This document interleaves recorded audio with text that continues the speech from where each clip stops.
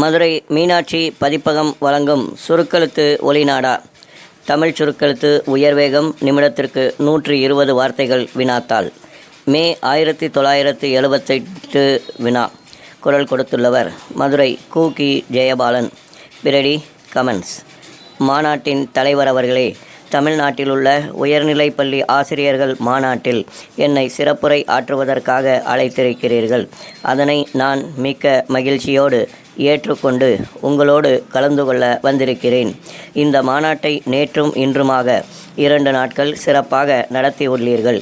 உங்களுக்குள்ள பல்வேறு பிரச்சனைகளை பற்றியெல்லாம் உங்களது செயற்குழு கூட்டத்தில் விவாதித்து அங்கு நிறைவேற்றிய தீர்மானங்களை எல்லாம் இங்கு சற்று நேரத்திற்கு முன்பு உங்கள் செயலாளர் படித்து காண்பித்தார். அத்தீர்மானங்களில் ஒன்றை படித்துவிட்டு அதன்படி எங்களுக்கு ஏற்பாடு செய்ய வேண்டுமென்று என்னிடம் அவர் கேட்டுக்கொண்டார். உங்களை ஒரு இடத்திலிருந்து மற்றொரு இடத்திற்கு மாறுதல் செய்வது பற்றியது அத்தீர்மானம். எங்களை அவ்வாறெல்லாம் மாற்றக்கூடாது என்று அத்தீர்மானத்தை விளக்கி பேசுகையில் அவர் குறிப்பிட்டார். ஆசிரியர்களை மாற்றுவதால் ஏற்படுகிற சங்கடங்களை இன்று நேற்றல்ல, நான் பல நாட்களாக நன்றாக அறிவேன்.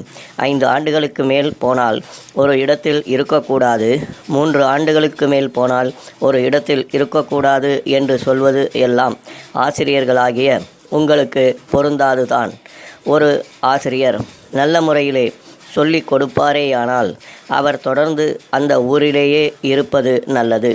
நல்ல முறையிலே நடக்கின்ற பள்ளிக்கூடங்களில் ஆசிரியர்களை அடிக்கடி மாற்றிக்கொண்டே இருப்போமானால் அவற்றின் நிலை மாறிவிடக்கூடும். ஆகவே நிர்வாகத்திற்கு அவ்வாறு செய்துதான் தீர வேண்டும் என்ற நிலைமை வந்தால்தான் இந்த மாற்றங்களை செய்ய வேண்டும் என கூறலாம் என்று கருதி கொண்டிருக்கிறேன். ஆசிரியர்களுடைய அந்தஸ்தை உயர்த்துவதன் மூலம் கல்வித்தரம் உயரும் என்பதை ஏற்றுக்கொள்ளக்கூடிய நிலையிலே நாம் இருக்கிறோம்.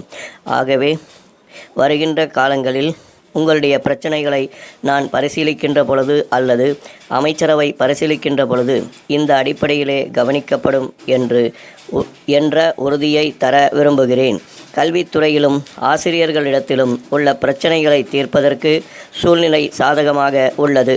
ஆசிரியர்களை ஊக்குவிக்கவும் கல்வியின் தரத்தை உயர்த்தவும் விரிவுபடுத்தவும் வாய்ப்பு உள்ளது. ஆசிரியர்களாகிய உங்களால் தான் பள்ளி சீரமைப்பு திட்டம், பள்ளிகள் இணைப்பு திட்டம் ஆகிய திட்டங்கள் வெற்றி பெற்றிருக்கின்றன. இந்த வகையில் தமிழ்நாட்டிற்கு நற்பெயர் வாங்கி தந்தவர்கள் நீங்கள். ஆசிரியர்களிடமிருந்து மாணவர்கள் படிப்பை மட்டும் கற்றுக்கொள்ளவில்லை, ஆசிரியர்களை பார்த்து வாழவும் அவர்கள் கற்றுக்கொள்கிறார்கள். கற்றுக் கொடுத்தால் மூளைதான் வளரும். ஆனால் ஆசிரியர்கள் நடந்து கொள்ளும் முறைகளை பார்த்தால் அவர்களின் மனமும் வளரும். அந்த வகையில் நீங்களெல்லாம் நடந்து கொண்டிருக்கிறீர்கள் என்பதை அறியும் பொழுது மகிழ்ச்சி அடைகிறேன். நமது கல்வி அமைப்பை திருத்தி அமைக்க வேண்டுமென்று சொல்கிறார்கள். அவ்வாறு செய்வதற்கு முன் நாம் சில அடிப்படையான கேள்விகளுக்கு சரியான பதில்களை காண வேண்டியிருக்கிறோம். இது உங்களையும் கல்வி நிபுணர்களையும் கலந்து ஆலோசித்து முடிவு செய்ய வேண்டிய விஷயம் ஆகும்.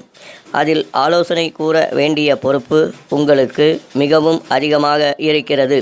மாணவர் சமுதாயத்தில் இன்றைக்கு ஒரு கேள்வி எழுகிறது.